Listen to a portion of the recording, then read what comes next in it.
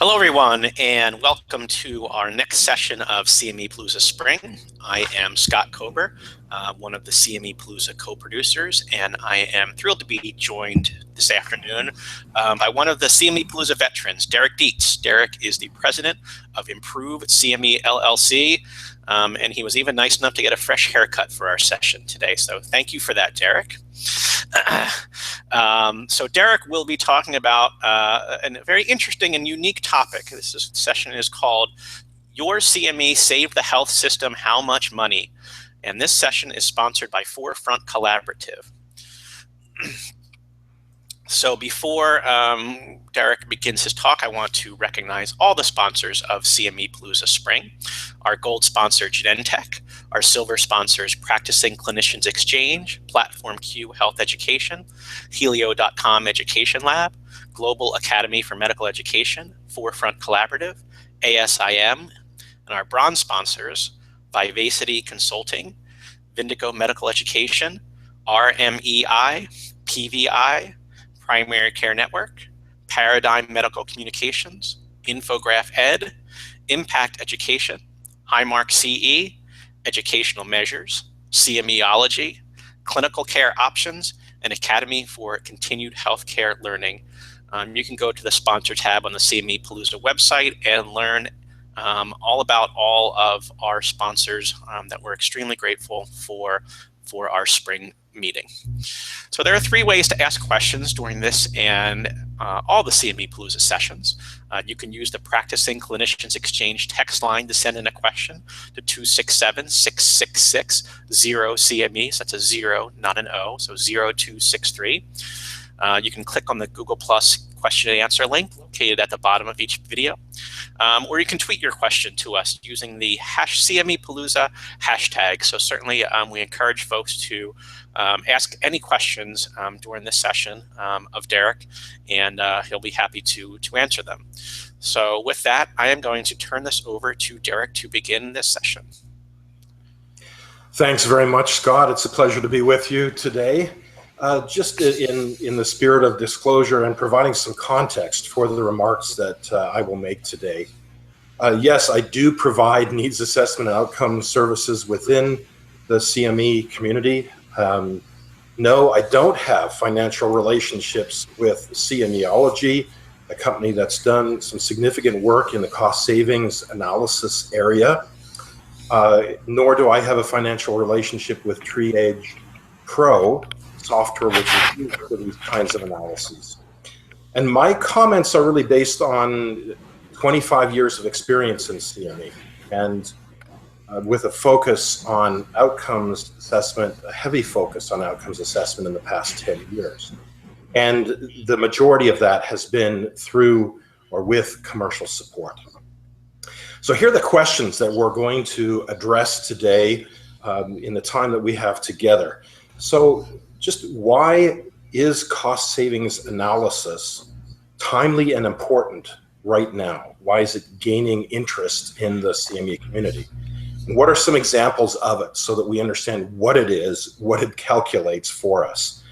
When should we use this type of analysis? When should we not? What are the elements that you'll need to be successful here?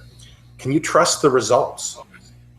Are these approaches squishy, or are they well validated? And are commercial supporters interested in this? What are their perspectives and others in the CME community? So why cost savings analysis now? So the triple aim from CMS, improving patient experience of care, improving the health of populations, and reducing per capita costs has received a lot of attention, is being pursued by a lot of organizations. And certainly it's been incorporated into AHRQ's, their national strategy for quality improvement in healthcare. So the cost aspects or cost savings aspects of particular kinds of treatments or quality care is becoming more important. And again, the transition from volume to value-based care and reimbursement is increasing the importance of financial aspects of care. And then lastly, the demand from many in the CME community, especially commercial supporters, is prove the value of CME. So in talking with Rob Lowney, president of CMEology, and through his work and the work of Dana Raven, his colleague there, who does a lot of the analyses, he contributed many slides to me that I'll be sharing in this presentation. So thanks for that. Thanks, Rob. And here are some of the questions that he was consistently asked by commercial supporters, and that started to become the rationale or basis for really pursuing this cost savings analysis more aggressively. So people saying, how do I convey the value of CME to non-CME administrators? Sometimes we're working with medical affairs or medical scientists, and then senior VPs and so on up within an organization at a commercial supporter. And they've been asked to justify their budget. How do they do that? So this approach, or the model that Rob and Dana created, was really a response to these kinds of value questions.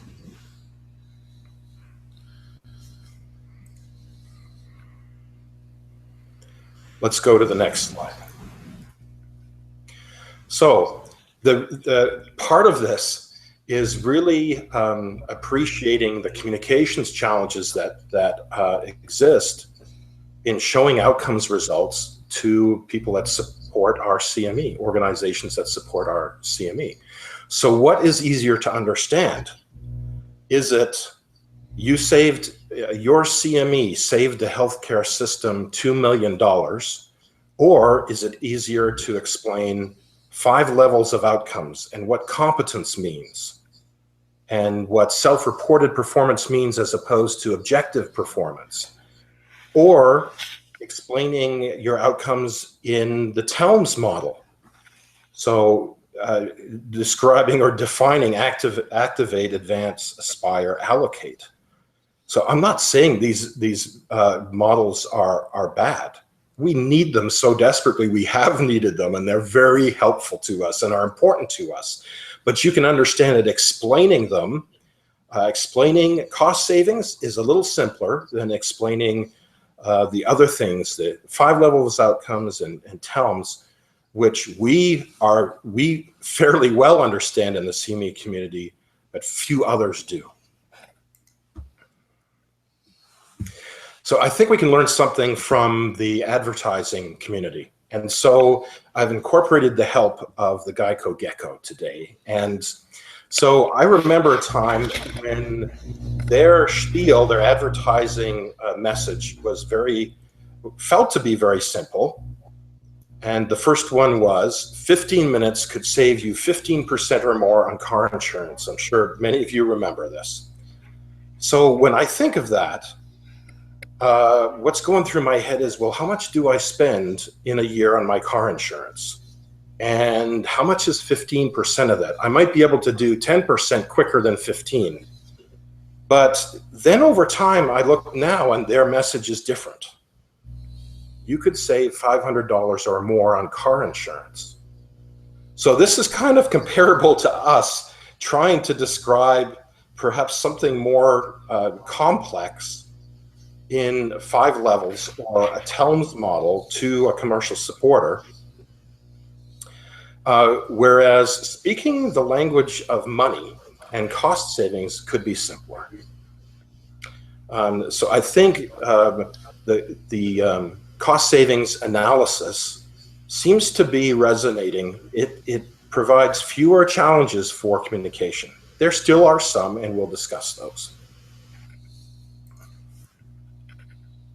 So the model described by Rob Lowney and Dana Raven is the outcomes impact analysis model. So it's a predictive model to estimate cost savings from CME. And It's a decision analytic model. Software is involved. I'll get to that a little bit later.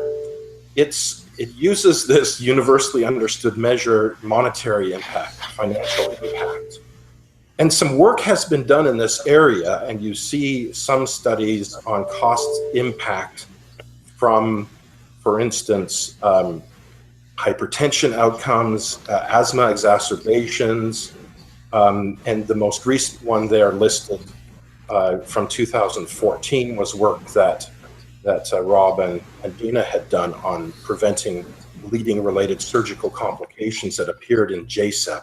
So some work has been done there, but Paul Mazmanian, the past editor of JSEP, has said that, well, there's been little that's been done here, and we absolutely need to do more. So what are the elements of this particular model?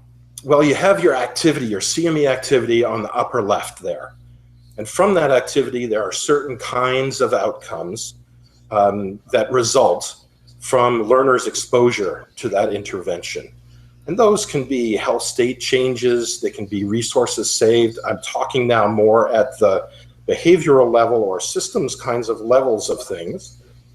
But improved diagnosis, adherence, quality, fewer adverse events, those kinds of things can be potential outcomes of going beyond knowledge, can be potential outcomes of a CME activity.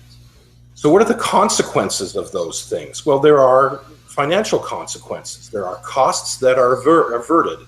As we move over to the next column, consequences and economic benefits that can be derived. Let's not assume that all behavior change or all outcomes result in cost savings, and certainly time is a factor here. Sometimes short-term there are higher costs, but long-term, over several years, there is a cost saving. So that's not lost on me. But really, we've got direct and indirect medical costs. Direct costs being, for instance, hospitalizations, doctor's visits, medications, complications that result, those kinds of things. And so then how do we get our hands around what costs were averted, what costs were saved because of the changes made, or the commitments even to change from CME activity participants? So over on the right, the lighter blue box, we're going to go through an example of this and step by step and see how the model is applied. So here's a diabetes case, and this was created by Rob Lowney and presented to the Alliance, at the Alliance, to illustrate in a conceptual way. It's not a real analysis that was done, but estimate cost savings in a simplified fashion. And I appreciated, I have begun to understand the real underpinnings of the model, outcomes impact analysis model based on this example. I'll show a real example later in HIV. So it's not lost on us that the cost of diabetes care is a phenomenal amount of money within the United States, 245 trillion annually. And so that can be broken down into direct and indirect costs, indirect costs being loss in productivity, loss in work, those kinds of things, and down to per capita annual costs. Let's go to the next slide. And it's not, it's easy to understand that as A1C control, as there's less A1C control, meaning less than 7, so we go up to 10%, the costs are higher. And as we go lower, the costs are lower. So that's a fairly recognized and understood principle. So let's look at hypothetical impact of a CME activity focused on clinicians working to reduce A1C in their patients. Now, you don't need to assume, or I can't assume, that some of the assumptions we're making here are absolutely on target or realistic with respect to the amount of reduction in A1C that a physician can help a patient achieve. But this is just for the purposes of illustration of the model. So let's say you had 450 participants, and you make the assumption that based on the commitments to change that you saw for specific behaviors that were reinforced in the content, that 20% of them would follow through on those commitments to change for their patients with type 2 diabetes. So we know from NHANES that about 10%, that's the prevalence of type 2 diabetes. And these physicians, the PCP panel 2300, represents on average the total number of patients that a primary care physician has according to the Journal of General Internal Medicine. Again, all of these numbers are referenced here. And so you take 10% of those. And then that 10% of patients, the proportion of them that have an A1C greater than 7 is about half.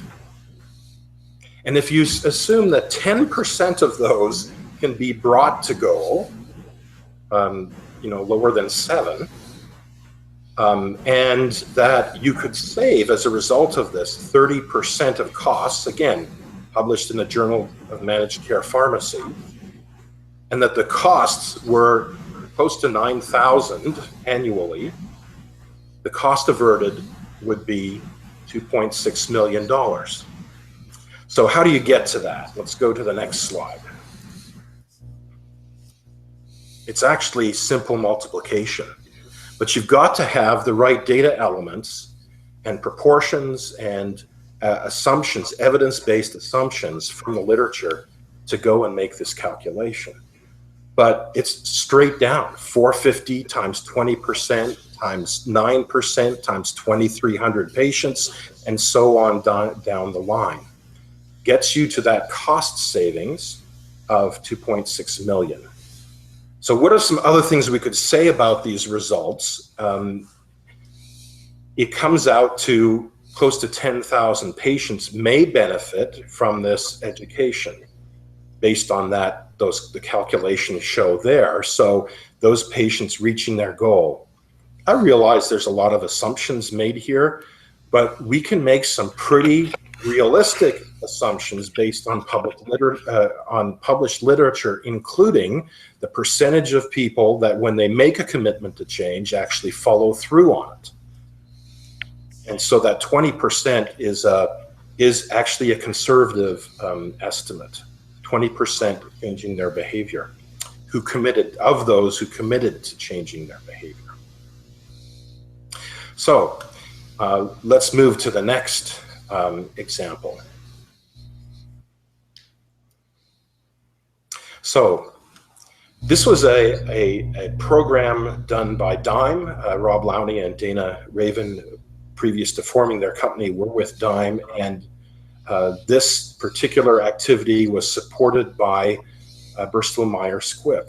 It included an online activity on Medscape and also a couple of live activities with a small number of participants. And let's just go through the model here and see what assumptions were made and what calculations resulted, or cost savings resulted. And this was published in CE Measure in the last issue. You're welcome to go there, cemeasure.com, and check this out in detail, because no doubt you'll have some questions, many questions of which not all could be answered here. But how do we get to the costs averted per patient? So next slide. So we've got an online activity, 2 live activities, and the behaviors, the specific behaviors or performance changes that we're looking at that can result in cost savings were 2 things. So 1, decreased transmission of HIV resulting from awareness of infection. So the published literature, in this case in AIDS, indicates what can be saved in annual cost to the healthcare system based on earlier awareness of infection, so earlier testing of individuals. When someone knows they've tested positive, less transmission.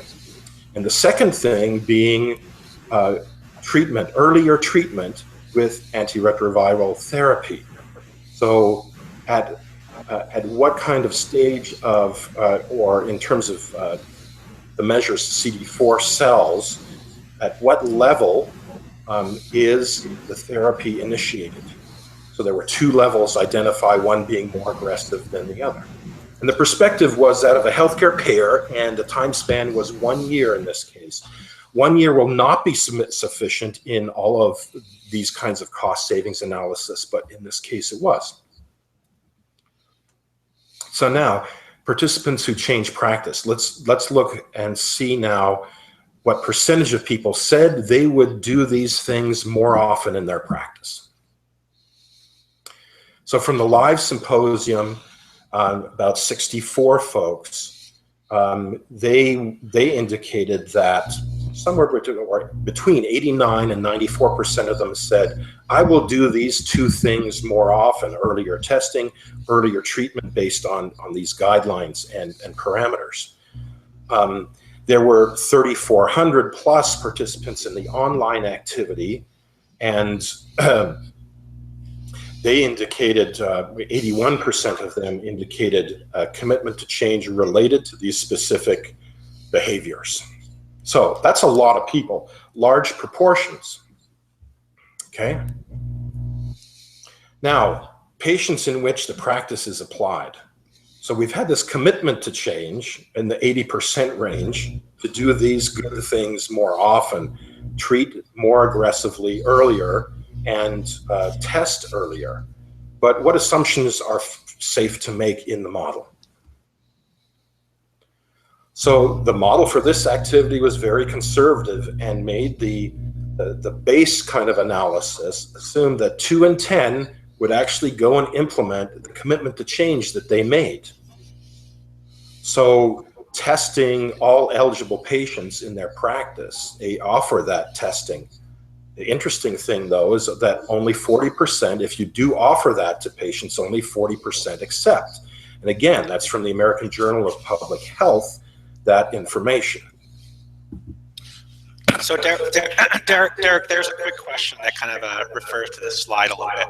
Now, you've mentioned this 20% rate a couple times, as 20% of people who say they will commit to change will actually implement that change. Is that something that was published earlier and sort of has been a kind of a proven fact? Yeah, so there's a lot of commitment to change articles that have been published in JSEP, and so look for Wakefield and search for that as an author. University of Calgary in Canada, love those Canadians, that's where you can see some of this, and that may be even more conservative than is published in some of those articles. Okay, but that's great. A good place to start to understand. We know it's not a one-to-one correlation between commitment to change and performance, but the 20% seems to be a published and evidence-based assumption. Okay, great. So 40% accepting that test, and then initiate treatment in 20% of their patients with HIV, meaning earlier treatment based on those parameters of CD4 levels. Now the sensitivity analysis, and we start getting into some technical statistical terms here, but let's see what that means. The real bottom line here is that a basic analysis can be validated by doing this sensitivity analysis, which means you run a ton of scenarios, like 10,000 different scenarios, where people's behavior, your CME participants' behavior, varied from 1 in 10 adopting the change in practice to 5 in 10 doing this. And it's really a way to to identify and understand how confident you should be in the estimated cost savings, the mean values that we come up with. And in this case, because some of the cost data was maybe a couple years older, they standardized it to 2014 US dollars when they were doing the analysis. So here are some of the results. We're mostly focused in the middle there on the base case. $10.7 million in cost savings resulting from preventing additional infections. So if you make a patient who tests positive or make them aware of the condition, it does prevent additional cases. And that savings from that particular change, commitment to change here, was 10.7 million. And this a fancy sensitivity analysis validated that amount and showed a range of a low end for that cost savings to a high end, on the low end to almost 21 million on the high end. And then if you treat the second row there, if you treat at CD4 count at that level, $11.6 million in cost savings. And if you treat even more aggressively, then a $39 million cost savings. So that's pretty impressive to understand those kinds of things. Now, what are the perspectives of those who've done this and their journey through beginning it and trying it out and experimenting with it and having these validated published studies or these peer-reviewed studies now appearing in the literature? So I had the opportunity to talk, if you could go back one slide, I had the opportunity to talk to Rob Lowney in more detail and ask him about what this was like, why you began this, why did you do it, and also Dale Kimmerly from Bristol Myers Squibb, who was gracious enough to talk to me also, because the HIV study was supported by his company. So some of Rob Lowney's perspectives, president of CME-ology, with whom I don't have a financial relationship. So they really did some early work in blood conservation and with this cost savings. And they keep getting these questions from commercial supporters, justify the value of CME. So Dana on his staff early on got the training in software to be able to begin to model these things. And what they discovered was that as some of their faculty members who were responsible for developing guidelines in blood conservation actually shared with them cost information. And so they had the tangible data to plug into models. And what they discovered was that, as was published in JSEP, there's amazing levels of cost savings from implementing the guidelines. And additionally, that when you share cost savings information with participants in CME activities related to adherence to guidelines, that it really resonates and seems to, in fact, increase commitments to making those kinds of change. So that's a neat insight that he provided, and that the commercial supporter that he was working with responded positively to this and was presenting it up within the organization.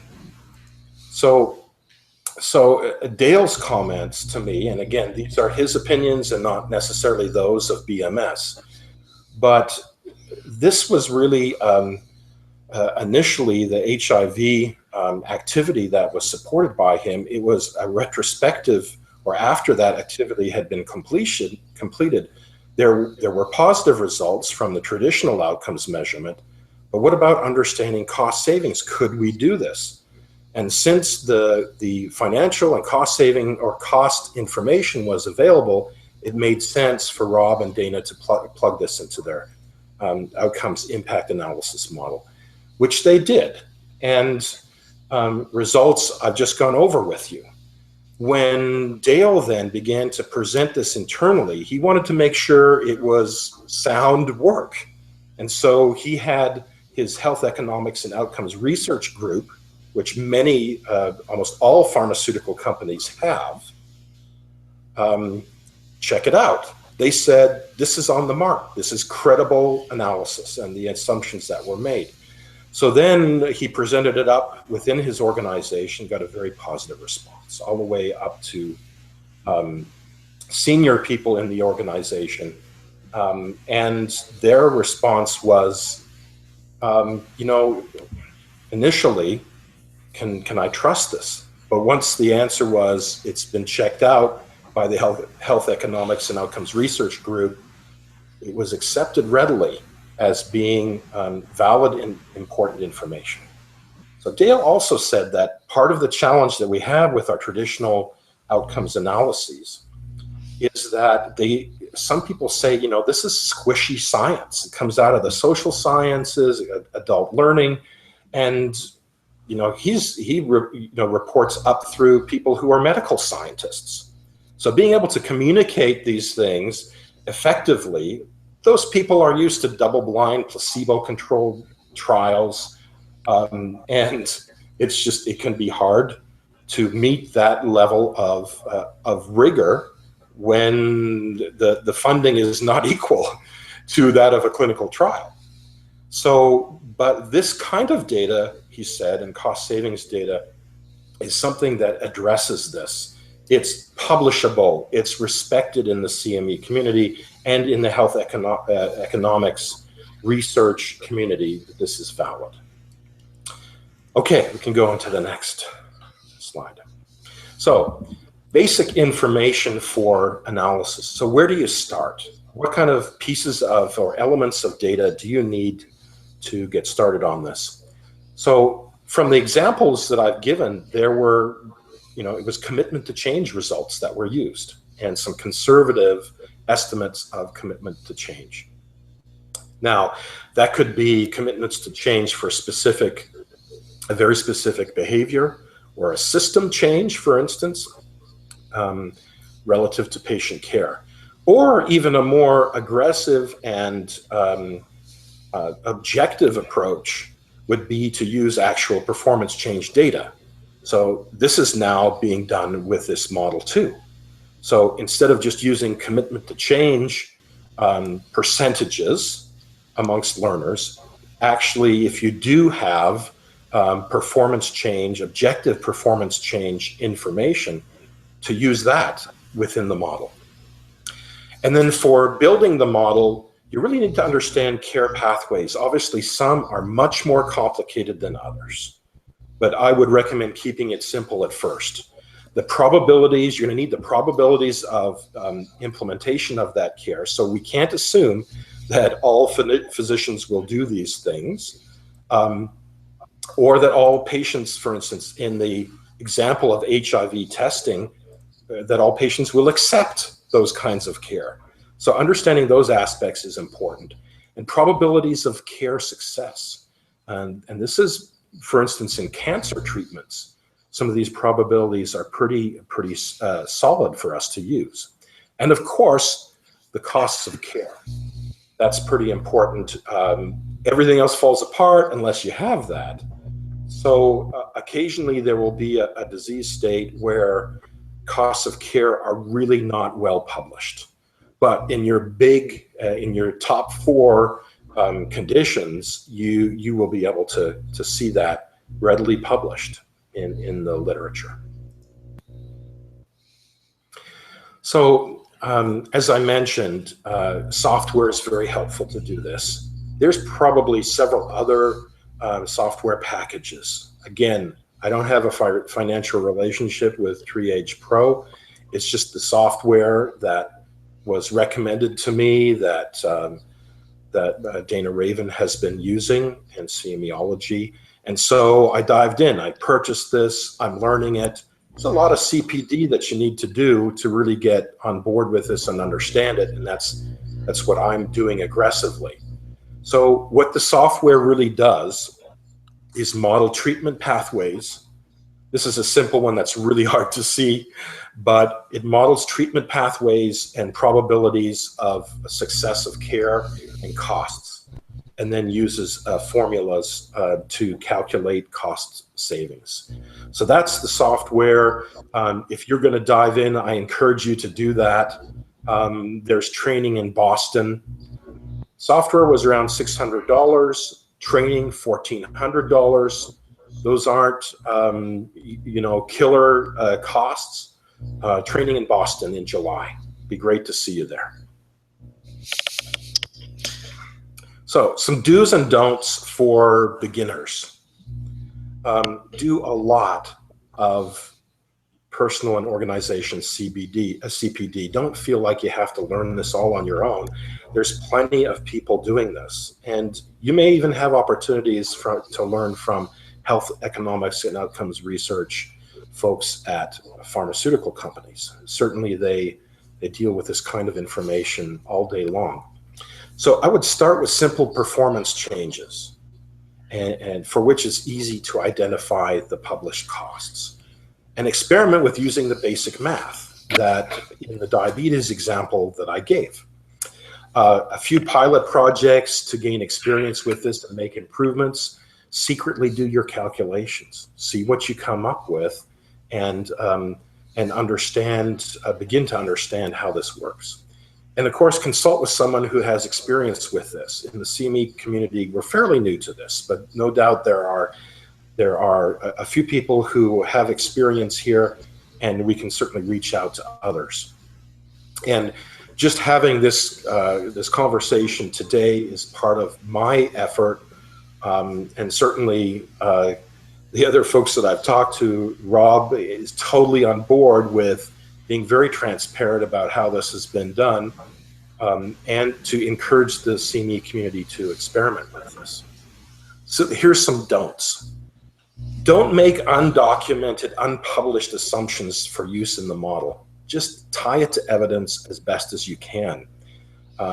Published credible sources for that, for the data points you use in your model. And don't model cost savings when no credible cost information exists based on wild guesstimates of cost. Also, you can't assume that there will be cost savings from every performance change. Time is an important factor. An example of this would be treating HCV. So there are cures for it now that are available, and certainly there's a significant cost associated with those treatments over a short period of time. So if you were to look at using those treatments for care versus a traditional, an old treatment pathway with no treatment with those, in the course of a year, perhaps you would spend more on the new treatments that cure it. But in the long term, you can avoid transplantation and so on. So the time frame is very important to understand and take into account. And that kind of thing needs to be established up front when you're doing an analysis. So another question would be, with this new expanded learning model for systems, how does it fit into that? So TELMS, where does cost savings fit into that? Well, so far from what I can tell, it's allocate. It's under allocate. So we've got that. There's your evidence right there. So would an estimate like this or using a model like this qualify? I surely hope so.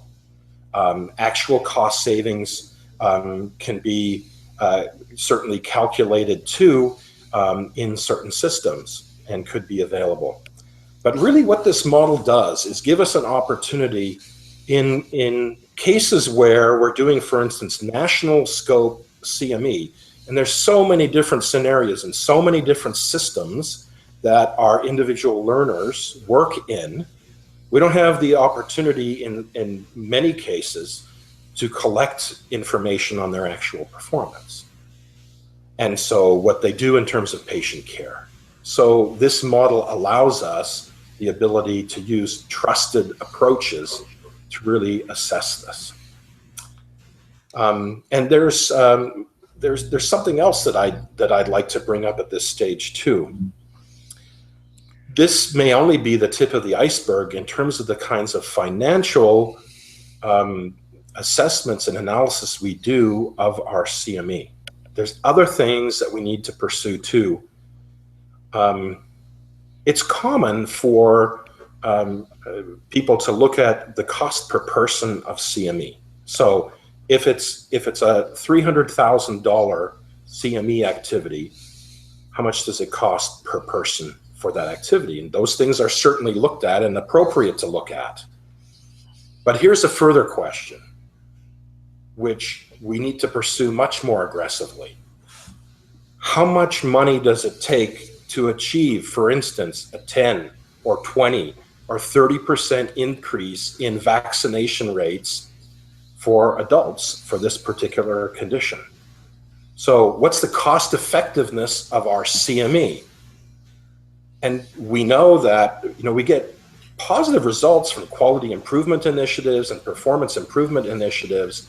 We've got to look at the costs of this. How much CME do we need to do, and how much money do we need to spend on CME to bring about X amount of change in X number of participants or clinicians? So that's just an additional area that I feel strongly we need to pursue. So at this point, I'd like to make some predictions about this. And it's okay. People have told me before, you're entitled to your own wrong opinion. But here's some predictions that I'd like to make. So interest in this type of analysis is going to grow.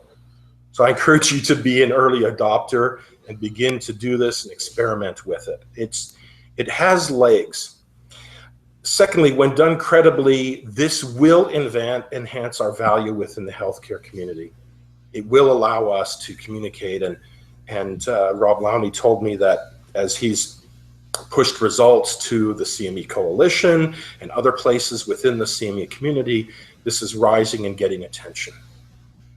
If done poorly, however, we might lose credibility as individual organizations and a community. So I think we need to tread carefully and wisely in this area. Generally, as I've experienced in 25 years of doing CME and watching outcomes analyses evolve over time, as we do more of this stuff, more of this type of analysis, it does get a little messy at first. So the variety of approaches to it, there can be a variety of approaches, and the quality of the work sometimes suffers as there's a really strong, quick interest in moving ahead with this. So we need to be patient with each other. We need to make improvements aggressively and quickly as we do this. And we need to learn from the experts. Let's invite them in. That's like at the World Congress some of us were at recently. It was so refreshing to see perspectives from others around the world. Let's bring in expertise from the HER4 folks and learn from them to do this wisely. And we are just going to need to engage in a lot of CPD to embrace this analysis, this type of analysis. So those are my thoughts. Any further questions, Scott, that have been proposed? Yeah, yeah. Hold on one second, Derek. So here's a question that came in through the Practicing Clinicians Exchange text line. Certainly, people are sensitive to the cost of these expanded analyses within their individual proposals, in their grant proposals. So to do this properly, estimate that a provider would have to allocate towards this sort of approach. Yeah. So again, it depends on the sophistication of the analysis and how many behaviors you're looking at. So as you can imagine, taking one kind of behaviors, let's say earlier testing in HIV, there's one model that would need to be created for that. But then separately, another model might be needed if earlier treatment was used. So you can see that there's differences there, and there's varied levels of complexity. Certainly, if it's okay for me to share some dollar ranges, I think you're looking at $20,000 to $30,000 for this. Right now, that's where it stands, and it could go up from there depending on complexity. So the question is, in what kind of grant does this make sense? That's certainly up to you for your for when you think it makes sense. But certainly, the surprising thing is that here's an example: a small number of participants sometimes still has a very significant impact. When I was talking to Rob, he said that for schizophrenia, for instance, when folks have a relapse, the cost is $25,000. So if you have a small group and those people say, well, I'm going to do these things to help prevent a relapse, and they say, well, I only may be able to prevent that in 2 or 3 people. If you have a group of people, that adds up to a lot of money pretty quick. So that's the best I can give you. Those are the ranges of dollar amounts that I'm aware of at this point. And now you gave the example of the response from one specific grantor towards this approach. Do you have any sort of sense on how willing other potential grantors are towards kind of giving this a try and kind of letting people see, what kind of results they're going to pull out of it? Yeah, I'm aware of at least 2 additional ones that have signed to support this kind of assessment. I'm aware of a couple others that are very interested and willing to pursue it. Certainly, Dale at BMS said this is the kind of analysis that is important and resonates well. So yes, there's interest. Here's an important thing to remember. Who will be the early adopters for this kind of assessment or analysis? Well, it's the same people who have been early adopters for other forms of more advanced assessment. This is not going to resonate well with a group that's still interested, a commercial supporter that's still interested in just how many fannies are in the seats. It's going to be of more interest to those who are at advanced levels. You know who they are. Okay, so here's a question that just came in.